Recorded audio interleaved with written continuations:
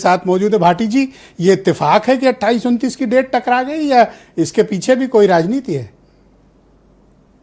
नहीं, इस सवाल का जवाब तो केवल भारतीय जनता पार्टी के लोग ही दे सकते हैं, क्योंकि हमने तो 29 तारीख की डेट पहले तय कर दी थी। उन्होंने ही एक दिन पहले अपना कार्यक्रम रखा है। लेकिन अभी जो बीजेपी के साथी पूछ रहे थे कि अखिलेश यादव के समय में कितनी मेडिकल की सीट थी, वे ये भी बता दे साथ में कि उस समय मेडिकल की सीट की फीस क्या थी और आज फीस क्या है।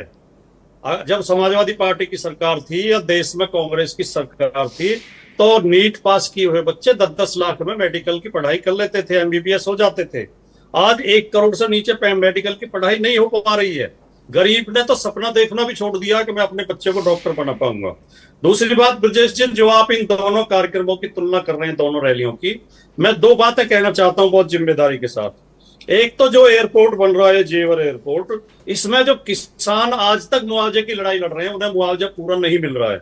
उनकी जमीन सस्ते में लूट ली गई है, उन्हें कम मुआवजा देना पड़े, क्योंकि जो एक्ट आया था, भूमि अधिग्रहण एक्ट, उसमें प्रावधान है कि ग्रामीण क्षेत्र में सर्किल रेट का 4 गुना और शहरी क्षेत्र में 2 गुना। तो किसानों को 4 गुना मुआवजा न देना पड़े, इसलिए बीजेपी की सरकार ने जो घोर गांव ग्रामीण क्षेत्र है, जहां आज भी धूल उड़ रही है, उन्हें शहर घोषित कर दिया है। तो वो मुआवजे की लड़ाई लड़ रहे हैं किसान। जो गांव उठाए गए हैं, उन गांवों को अभी पूरा मकानों को मुआवजा नहीं दिया गया। तीसरी बात, जो एक विकल्प दिया था इन्होंने कि या तो 5 लाख रुपए ले ले पर प्रति परिवार या नौकरी मिलेगी। तो जिन्होंने 5 लाख का विकल्प चुना उन्हें तो पैसे मिल गए, लेकिन जिन्होंने नौकरी का विकल्प चुना था वो बच्चे आज तक भटक रहे हैं। एक भी लड़के को इन्होंने नौकरी नहीं दी है एयरपोर्ट में, जबकि एयरपोर्ट का उद्घाटन 28 तारीख को प्रधानमंत्री करने आ रहे हैं। दूसरी बात, मैं एक और दावा करना चाहता हूं कि देखिए, प्रधानमंत्री मोदी जी की और मुख्यमंत्री योगी जी की जो रैलियां होती हैं, उनमें सरकारी संसाधन झोंक दिए जाते हैं। सारे टीचर्स को, सारे पटवारियों को, सारे सेक्रेटरियों को, सारी आंगनबाड़ी की कार्यकर्ताओं को बस भरने की जिम्मेदारी दी जाती है और रोडवेज की बसें लगा दी जाती हैं। तो हो सकता है भीड़ तो ये जुटा लें, लेकिन उसके बाद भी मेरा दावा है कि भीड़ हमारी रैली में ज्यादा होगी। लेकिन मैं आज मुझे आपके चेहरे पे कुछ तनाव दिख रहा है कि बीजेपी की रैली 28 को है, उनका मुकाबला आप 29 को कैसे करेंगे? एक बार और, आपके चेहरे पे मुझे तनाव दिख रहा है। नहीं, मेरे चेहरे पर तनाव नहीं है, मेरे चेहरे पर थकान है। आप मेरा कुर्ता देखो, ये इसमें भी दाग लगे हुए हैं। मैं सुबह से निकला हूँ, अभी मैं इस समय अमरोहा में बैठा हूँ। मैंने सुबह से 6 मीटिंग की है। मैं गांव धूल फांक रहा हूँ। मेरे चेहरे पर थकान है, तनाव नहीं है। और मैं रात केवल 3 घंटे सोया हूँ। रात मेरी मेरठ में आखिरी मीटिंग 1 बजे खत्म हुई थी।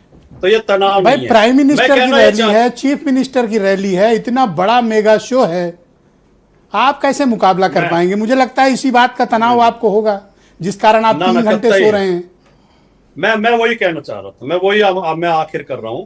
मैं दावा कर रहा हूं कि आप अपना रिपोर्टर भेजना, जो प्रधानमंत्री की रैली में लोग आएंगे उनसे आप बात करना। वो किराए की भीड़ होगी, कई लोगों को तो पैसे दे के लाया जाता है। हमारी रैली में 29 तारीख को आप अपने रिपोर्टर भेजना।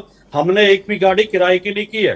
लोग अपने वाहन लेके खुद पहुंचेंगे और जिम्मेदार लोग होंगे, समाज के जिम्मेदार लोग मौजूद। अच्छा, एक और सवाल है इस राउंड का, उसके बाद फिर हम आगे बढ़ेंगे।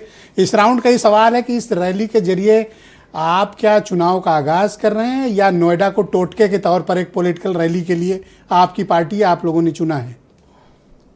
नहीं, देखिए, हमारी पार्टी ने और हमारे राष्ट्रीय अध्यक्ष श्री अखिलेश यादव जी ने तो बाद में ये ऐलान किया कि हम इस रैली से चुनाव का आगाज करेंगे। मैं तो इस रैली की तैयारी में 6 महीने से लगा हुआ था। मैं तो समाज के बीच में जा जाकर लोगों को जागरूक कर रहा था, लोगों को राजनीतिक मुद्दे समझा रहा था। और मैंने 32 जिलों का दौरा किया, 100 से ज्यादा विधानसभाओं का दौरा किया। तो ये तो हमारा एक राजनीतिक अभियान है और ये थैंक यू, सही बात है कि ये 27 के चुनाव का आगाज है। बहुत शुक्रिया। मैं अनिल दुबे, राष्ट्रीय लोकदल के जनरल